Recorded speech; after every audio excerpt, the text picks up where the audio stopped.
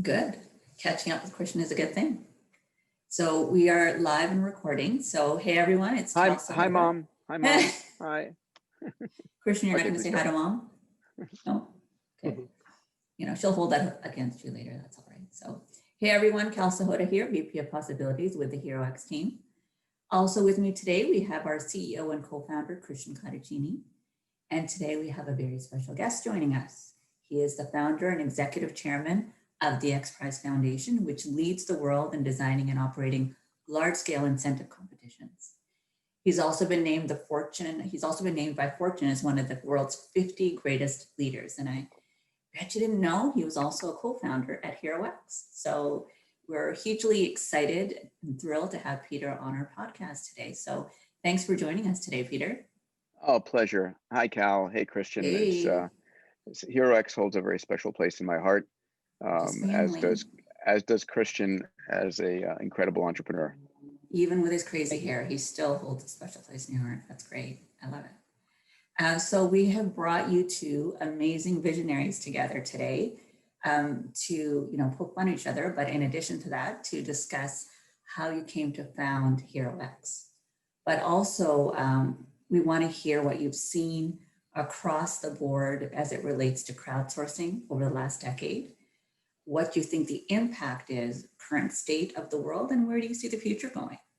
And any other amazing insights in between that we might discover. So with that, let's get started. Yeah. Can I tell you the founding story from HeroX? So that's my first question. I love it. Yeah, well, let me jump in here. So XPRIZE has been an amazing journey. We can say that for another podcast. It was 11 years to get from the first idea of a prize for spaceflight and raising the $10 million for that, and getting 26 teams around the world to spend $100 million trying to win that $10 million prize. And I got enamored with the idea of incentive competitions, but very, somewhat restricted by XPRIZE, which was really $10 million prizes and really focused on large scale, audacious things.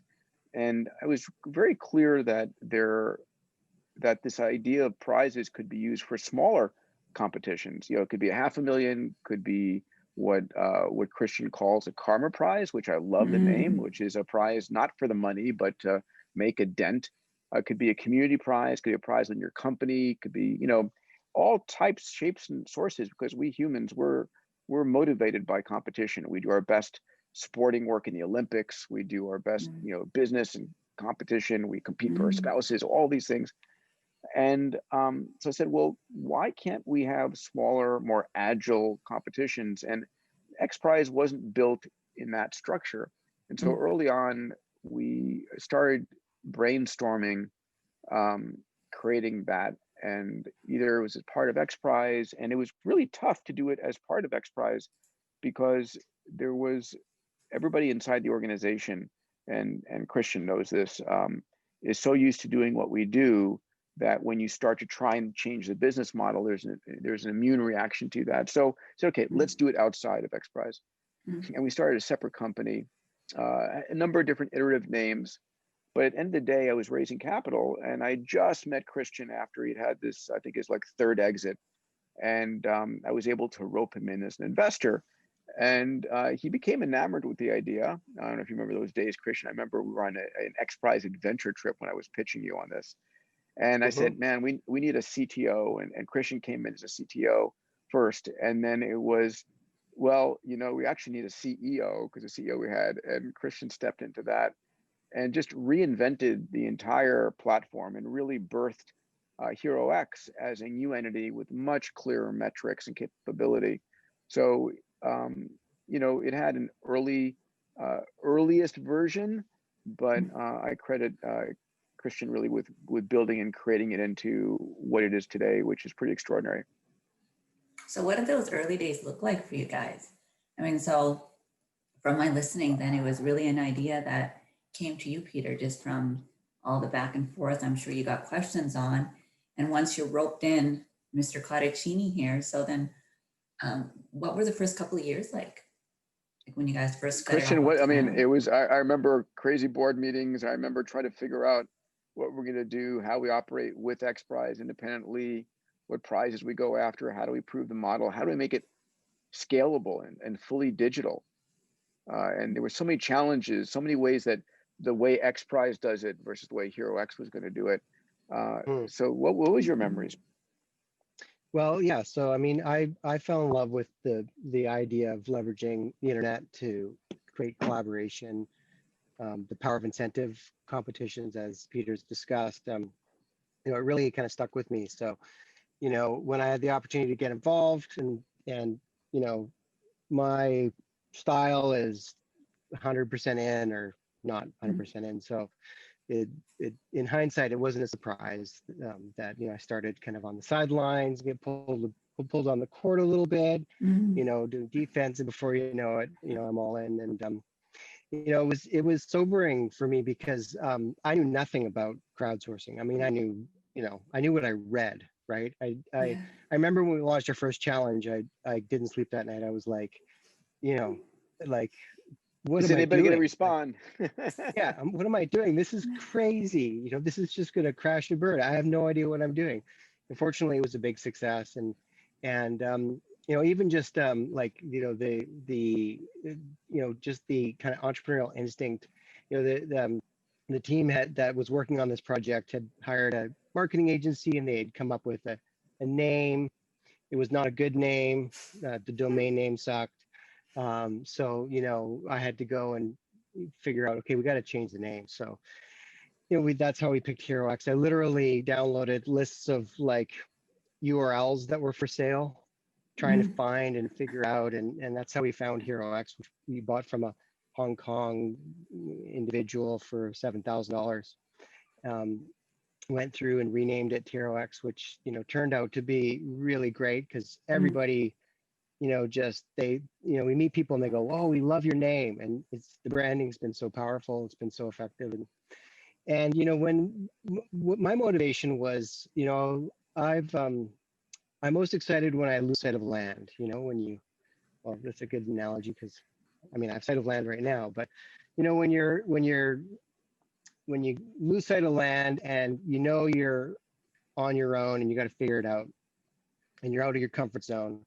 And so that was, what really motivated me in the early days of HeroX. And the social impact that a platform like HeroX is going to have and is having already and will continue to have is really important. And figuring it out. And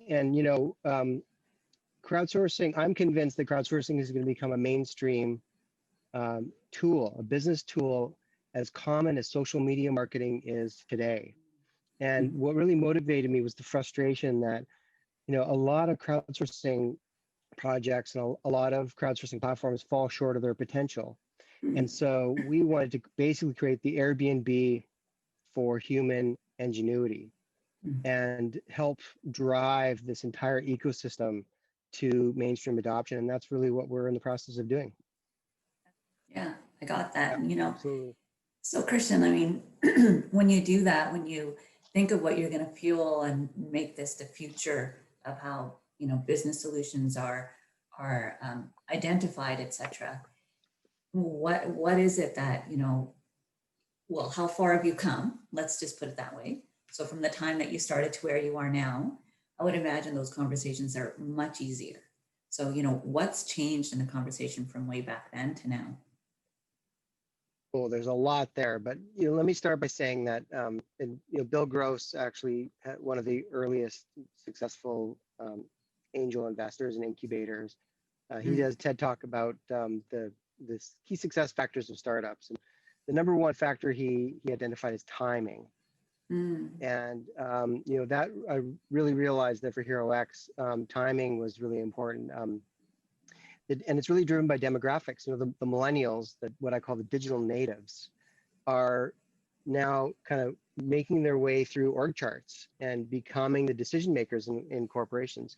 And they grew up with the internet, so they know that something like crowdsourcing is just it's obvious. They use Dropbox in university. Yeah. They traveled with Airbnb. Half of them don't own cars. They use Uber and Lyft. So they're the digital natives. They're the ones that, for them, crowdsourcing is in their natural habitat. And so part of the timing for HeroX is realizing that's the transition that's happening. The second thing was just, figuring out, what's the model that we're going to get to scale? How are we going to make Hero or crowdsourcing, a proven business tool that's reliable, brand friendly, scalable, and that's what we've been working on. And we learned a long time ago that the two-sided market model didn't work. We had to find a new model, and that was not easy. I'm really proud with where we are. In many ways, we are the number one platform for crowdsourcing now. We've got the most amazing mix of projects. We have an amazing track record. We've got a great solver community and traffic to our site. We rank really well on SEO. And most of our leads come from referrals from existing clients. We have a subscription a license now, a SaaS subscription license that a lot of customers are using to use crowdsourcing over and over again, high renewal rates. So and all of this without venture backing, right? So it's been a little time since you and I had a chance to really dig in. Do you mind giving me an update? What are the numbers? How would you describe where the key business model on HeroX right now, and what the numbers are in terms of the number of competitions and prizes and repeat? What are the most important metrics that you're tracking? Yeah, well, the good news is, that we're having the best year so far in the history of the company. We adapted to this COVID-19 scenario and shifted our focus. That's been very successful. I think we've got probably $40 or $50 million of projects on our platform right now. Awesome. It's really incredible. Yeah. We've got about a 90% success rate on projects, really high engagement from the crowd. And like I said, the subscription option is really working. What we're focusing on right now is partners. So similar, like an analogy would be, if you think of Salesforce is the number one business software platform. It's also massively complex and difficult. How did they scale a massively complex and difficult product, beating out all the smaller companies that had simpler software? How did they do that? Well, partially, businesses need complete solutions. They need customized solutions. So they created a partner network of integrators and trainers and business analysts. And they're the ones that implement Salesforce in companies. Companies don't implement Salesforce on themselves. They use consulting companies, system integrators, et cetera. So that's what Salesforce understood, that it was an ecosystem that requires. Crowdsourcing innovation is an incredibly diverse and complex realm. And the only way it really scales like out in the real world is if we leverage partners. So we're bringing the power of the crowd to our consulting partners, to our platform partners, to our advisory group. And that's really the track record that we have. Now, as companies get more and more familiar with crowdsourcing, they'll start doing it themselves. In many ways, it's no different than social media marketing. In the early days, nobody knew how to do it. You had to hire somebody to figure it out. Then they started moving it in-house. And so we're seeing the same transition happening with crowdsourcing. And the secret here is real simple. There's a tipping point of mainstream adoption. You've got the early adopters, whether this is social media marketing, cloud computing. I mean, Peter, you remember when we had to buy servers? Remember that? Remember buying servers? Yeah. I remember when bandwidth was super expensive. Exactly. And now if you walked in, to your boss's office with a purchase request for 10 servers, he would look at you like, what, are you crazy? What? But a few years ago, that would be normal. And if you walked in saying, cloud computing, he'd say, what, are you crazy? So mainstream adoption is a funny thing. It hits a tipping point of credibility.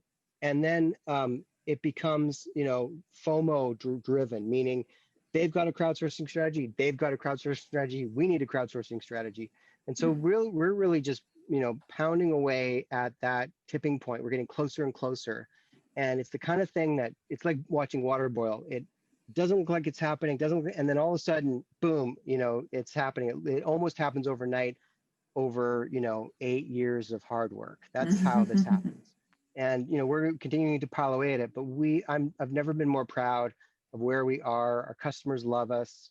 The team is amazing. We're doing amazing projects. We just launched Watts on the Moon, $5 million NASA Centennial Challenge. It's amazing. NASA loves us.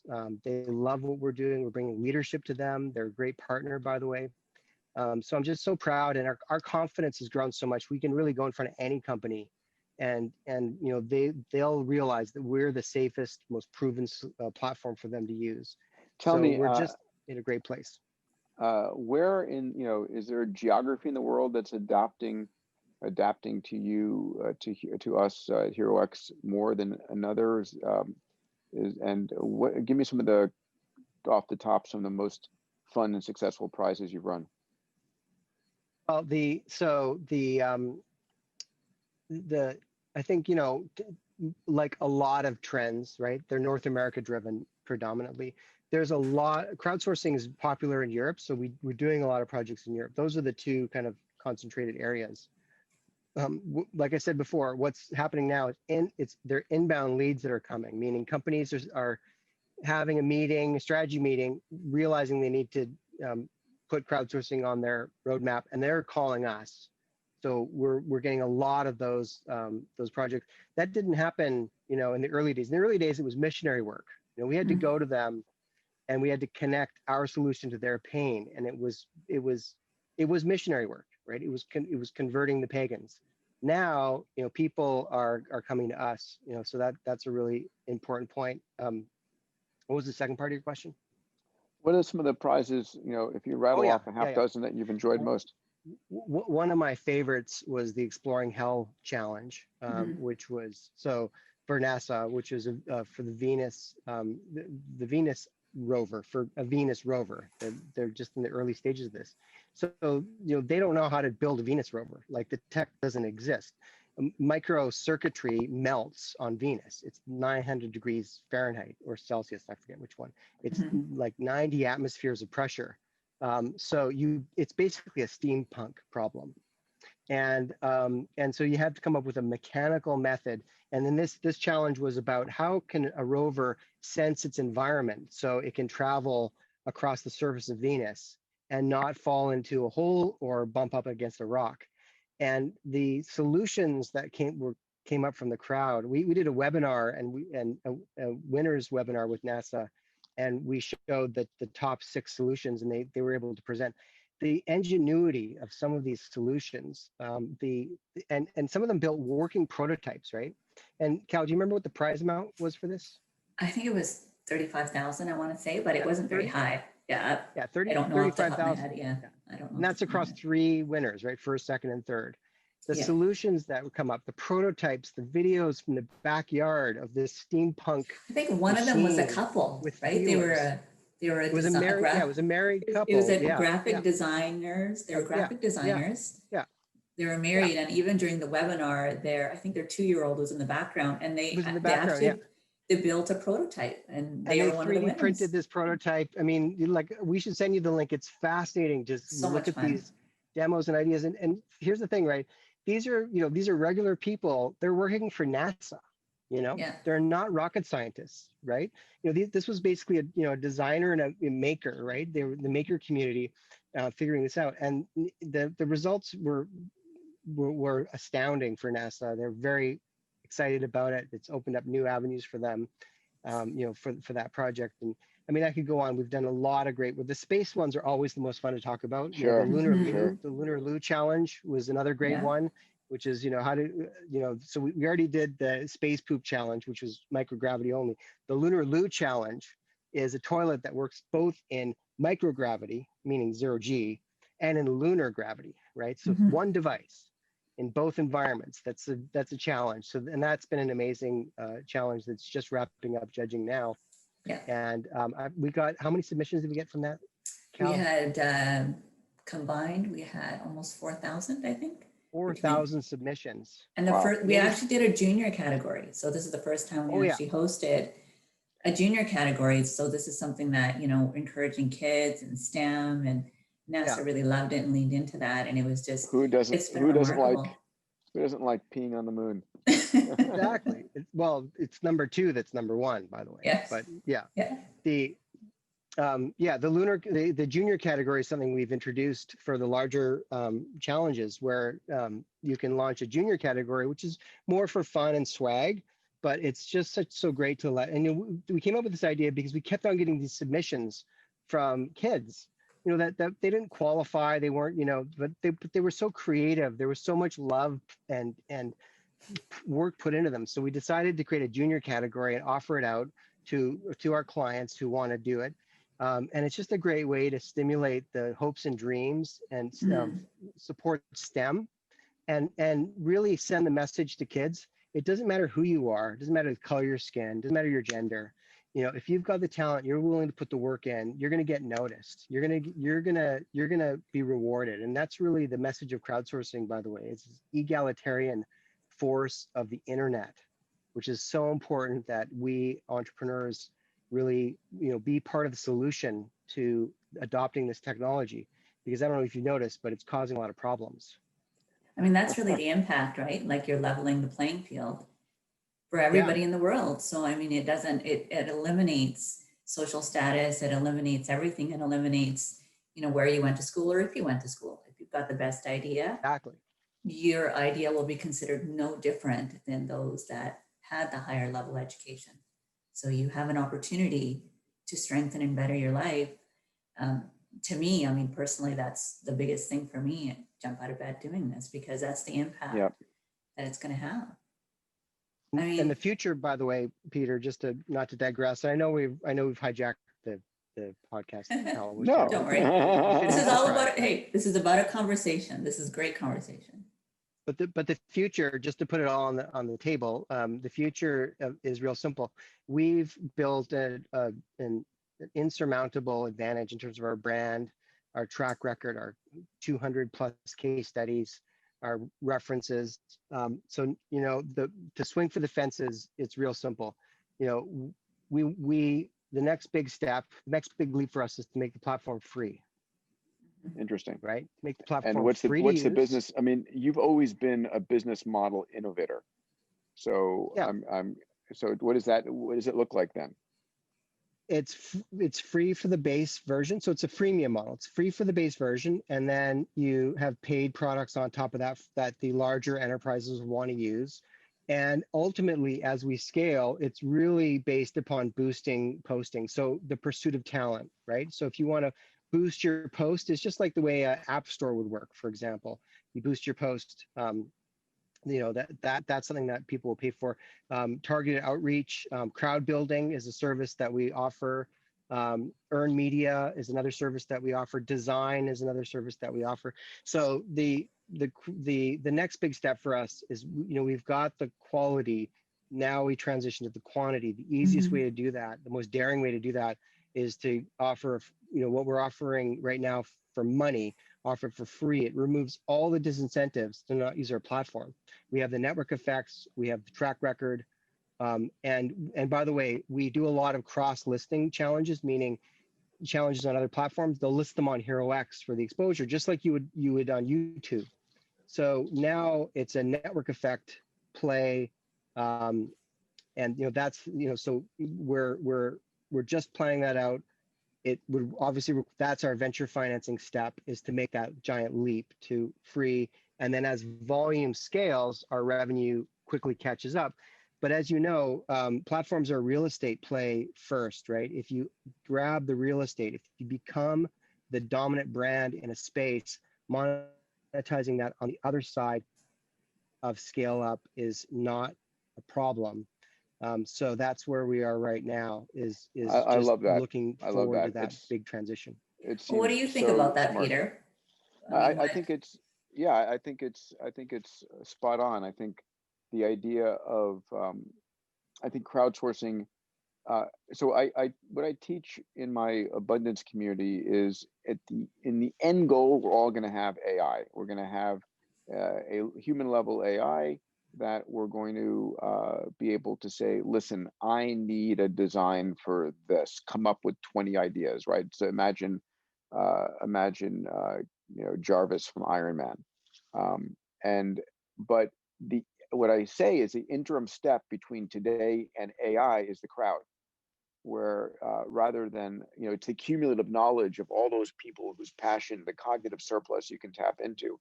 So the crowd is one of the most underutilized forces today, and it's hard because people don't know they can do it, and they need a simple, easy on-ramp, and means by which they can like, I wonder, and then go to the crowd and ask for it. Perfectly said. So, how many crowdsourcing projects have you collaborated with? There must be so many. So when you think of them all.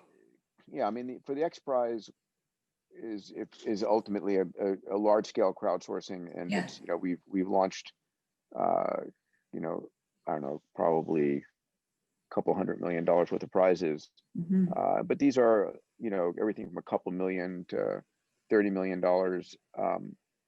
But, I use crowdsourcing for logo design, name generation, all kinds of things. But it isn't, the ability to create something that is super low friction, where I literally can say, I need a name for a company, and I want to do a competition, and I'm willing to put up $500, and here's my description of the company, and and just boom, put it out to the world. Or I need whatever, and just be able to, like, almost, I imagine, Christian, something that's, I can just put a voice note and have the world instantaneously respond to it. And if it isn't enough, if I don't get what I want it, I'll pump it up and put more in. Yeah, that's great. But that's the mindset though, right? Like I think that's the shift where I think the world is still going to take, and particularly organizations, is exactly how you just described it. It can be anything. So why would you can crowdsource, heck, you can crowdsource the name of your next child if you so chose. I mean, you can literally do anything. And I think once you realize that, it makes a difference. We are limited by what we know.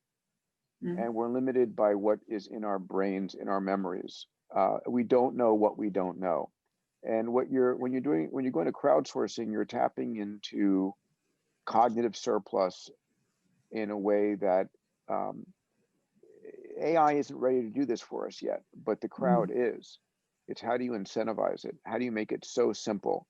And the solvers out there are anybody, humans live a challenge. And if you could, if the platform can generate a connection between a solver's passion, desires, interests, and a challenge creator's need, that's a massive flow of wisdom and knowledge to capitalize on. That's awesome. Where do I'd love to hear, we talked a lot about kind of where all of this came from, the idea. It was Peter's, not yours, Christian. I'm sorry, a little bit of a jab. But where do you guys see the future? Like when you look at crowdsourcing, where's the evolution of this model? Peter, what are your thoughts? Well, the evolution of the model is one that becomes less friction, more agility, where when you say, I wonder how I would do this. Today, if you were going to say, I wonder how I can get someplace, if your car is broken, it's like a taxi, and then Uber has a big, a whole group of neurons in your brain, or wonder where I'm going to stay. It's like hotels, hotels.com or Airbnb, but when people say, I wonder how I would solve this problem, there should be a literal set of neurons that say, oh, I'll just crowdsource it. And if I don't get the exact solution, it's going to move me 90% in the way to that. And even I, God knows I totally get the value. Even I don't use it anywhere near enough. So the ability of having HeroX be agile enough to use it at the drop of a hat Mm, You know, I use it, you know, I'll use 99 Designs, but just because I think about a logo as something I'm going to crowdsource. I'm not going to pay $5,000 to design for them to come up with something I'm not mhm, going to use. mhm. You know, it's interesting just with what you said, you know, 15, 20 years ago, you wouldn't think that if there's something you needed to know. Now, what do we say? We say, let's Google it. Yeah. If there's something you need, you're just going to Google it. So, you know, I would argue instead of let's crowdsource it, my hope is the world is just going to say, hey, let's HeroX it. That if Yeah. there's something that's needed, that's quick and fast. But I think you kind of hit the nail on the head now. I think that's been our experience in talking to organizations is the agility, the ease of actually being able to do the project, but also incorporate it within your internal processes because it's got to be able to function within an organization. Otherwise, it's just, it gets stuck. Mhm. Christian, what about you? Like when you look at the future, I know you've shared already a little bit about the future of HeroX, but like pulling it out of just HeroX, just as a visionary, like what do you see the future as?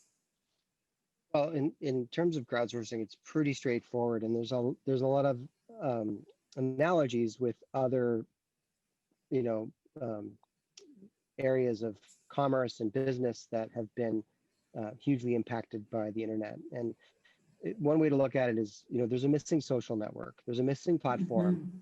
that brings it all together, right? So that you don't have an account for logos and an account for this and an account for that.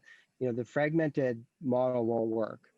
At the same time, you need these ecosystems, like 99 Designs has an ecosystem of designers that are pre-prepared and ready to respond to logo requests. That's value, that depth is value. So how do you get breadth and depth? Well, there's a missing social network, similar to like LinkedIn, how LinkedIn did what it did. So in many ways, our model is to partner with these platforms and have them publish their content on our platform and to be the aggregate. You know, in many ways, Amazon is just the aggregate of manufacturing and consumer products. In fact, with their new partner model, Amazon stores, they don't even do e-commerce anymore. They just do the logistics behind the e-commerce, and individual stores, individual retailers do the more than 50% of the e-commerce direction until there's a place where you can go. It's, you know, no different than Airbnb. You know, you don't have Airbnb for Paris, you know, and Airbnb for Rome. You have Airbnb, and so that aggregation, that consistent user experience for both the seekers and the solvers, and the matchmaking capabilities and the network effects is what's missing to make crowdsourcing mainstream. And we will bring the entire ecosystem of great solutions with us by being the connecting platform that will allow them to stay deep and benefit from the social proof that a platform like HeroX will bring. I mean, Peter, you crowdsource. I mean, you just mentioned you do that quite often. So in the way that Christian's just described it, would that actually encourage your use, like even more? Would that Yeah, create I more mean, ease for you? I'm realizing I don't do it anywhere near Near as much as you enough, should.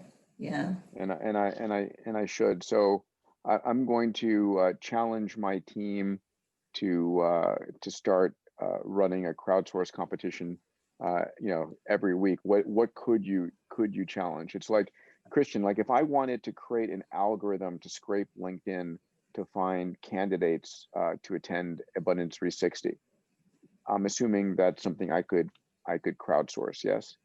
Absolutely. Mm-hmm. Absolutely. Yeah. Yeah. Especially if you create a testing Tasting data set. framework, right? So you Yeah. create a leaderboard. Yeah, you can test it. You create a leaderboard. So there's a immediate feedback that drives the competitive spirit most. And another way to look at it is leveraging your brand um, equity, right? Leveraging your brand equity is a big, whether you're a big company or whether you're an individual, you know, leveraging your brand equity, leveraging your why, the purpose behind the challenge. These are actually more important motivators than the domain of the challenge, right? So, you know, logo design is a domain, but what you'll get the best logos from people who are inspired by your company. They're the ones that will produce the best work, even if their graphics skills isn't the best. That's what we see in our data. Mm-hmm. Yeah. I totally buy that when you create an emotional connection with a solver. Yeah. So we're Exactly. coming on Yeah. to, And that's why two-sided markets, yeah, go finish. go ahead. No, please. I was going to say that's why two-sided markets don't really work too well in knowledge work, because you've got humans on both sides, and people don't want to be seen as fungible, right? They don't want to be seen as, oh, I'm just a cog in the wheel. A social network is really powerful. It's a crowd of crowds, and because everybody gets to feel like they're personal, they're unique. It provides unique and personalization both for the sponsors and the solvers at scale. That's the secret of a social network. It scales complexity really, really well. Two-sided markets force you to create transactional interface to dumb down the liquidity between the two markets. And that'll never work across all of knowledge work and all of innovation. But a social network will work where you use keywords and matching algorithms so that, if Peter launched a challenge to find a new business model for a company or a new algorithm, something very narrow and detailed, it can get discovered quickly by the people looking for that work in the social network, and boom, you create a crowd of a couple hundred solvers that are very good fit for what you're doing. And that's the model that we're really building is that network effect that's going to help 99 Designs, can help Top Coder, it's going to help all these other platforms, because they're going to be able to use our platform to create that discovery and matchmaking capabilities. Yeah, how many solvers do you have right now on the platform? Over, I think, 165. 165? Yeah, 5,000 or so. Yeah. Yep. Yeah. 165,000, right? Not 165. Yep. Yeah, Yeah. 165,000. Yeah. But a really great data point is that 80% of solvers that join each of our challenges are new registrants by design, right? We don't just, put the challenge on our platform and promote it to our registered users. We're going out to the other platforms, to the global crowd. So we really position ourselves when we talk to a potential customer, that the global crowd is where the innovation is. That's where the juice is. So our platform is the place where you can access the global crowd the most cost effectively. And obviously, every time we do that, our crowd is growing, but it's not growing artificially. These are people that really participated. Not just user registration campaigns for the sake of user registration. These are engaged solvers that we're recruiting. But that global crowd focus is something I'm very proud of, and it's produced amazing results. I've never had the two of you guys. I don't think we've had you guys in a conversation in the entire over 5 years that I've been with HeroX. I think this is the first time we've had you guys like in a virtual room. It's the first time I've been invited. Yeah, I know. I'll take that on. I'll be positive. Or can I say that I tried to text you and you didn't respond to my text? Can I say that? Well, that would be awful if I did that, but there's always Esther. That would never happen. No, that never happened.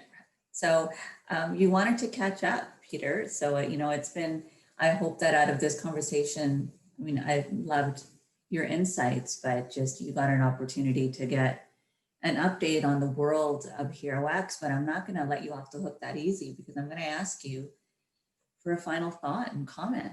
Like, we've chatted a lot, like, yeah, so offer me an insight or something.